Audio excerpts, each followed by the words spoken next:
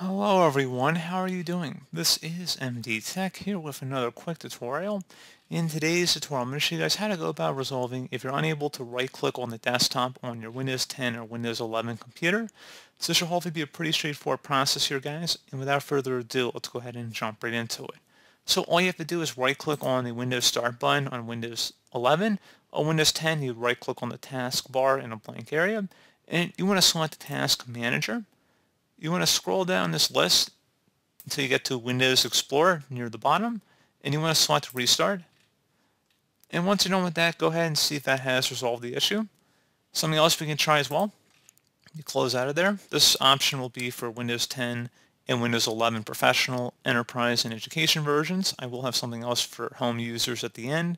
But the next step I would recommend trying, if you're able to, would be to open up the search menu and type in Group Policy. Best match should come back with Edit Group Policy. Go ahead and open that up. And you want to now go and locate underneath User Configuration. So let me just make this window a little wider first. And then underneath User Configuration, double click on the Administrative Templates folder. Do the same thing for the Windows Components folder, and then there should be a File Explorer folder in here. And on the right side, you want to locate something that says Remove File Explorer's default context menu. And I might just want to click on a random entry in here and just start typing it in. So remove File Explorer. Okay, so it's near the bottom of the list here. So again, remove File Explorer's default context menu. Go ahead and double click on that. You want to set it to not configured and then select apply and OK. And then once you're done with that, you would need to go restart your computer if you made any changes. So if you weren't able to access the Group Policy Editor, something else you can do here would be to open up the search menu, type in regedit. Best match should come back with Registry Editor. Go ahead and right-click on it and select Run as Administrator. If you receive a user account control prompt, select Yes. And I recommend creating a backup of the registry before you proceed. So if anything went wrong, you could easily restore it back. In order to create a backup, all you have to do is select File and then Export. File name, I recommend naming it the date in which you are making the backup. Set export range to all, and then save it to a convenient and easily accessible location on your computer. And if you ever need to import it back in, all you have to do is select File and then Import, and then navigate to the file location to restore from the backup.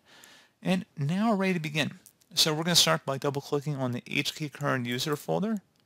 Do the same thing now for the Software folder. Locate Microsoft, double-click on it. Should be a Windows folder in here. Go ahead and double-click on that one as well. And locate Current Version, double-click on it. Policies, again, do the same thing. If it doesn't allow you to expand policies, you want to right-click on it, select Edit, and then Key. You want to call this key Explorer.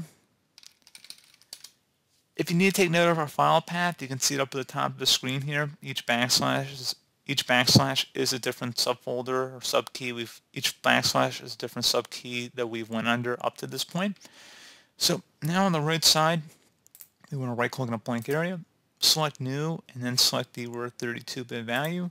Name this value No View Context Menu, exactly how you see it on my screen. So again, No View Context Menu. Hit Enter. Default value by default should be 0. So if you double click on it, value data should say 0 in here. Select OK. If it was anything other than 0 and you already saw this in here, so if you expanded policies, you already had an Explorer folder under here, for example, you would double click on the D-word value and you would set it to 0. And then you would proceed to restart your computer.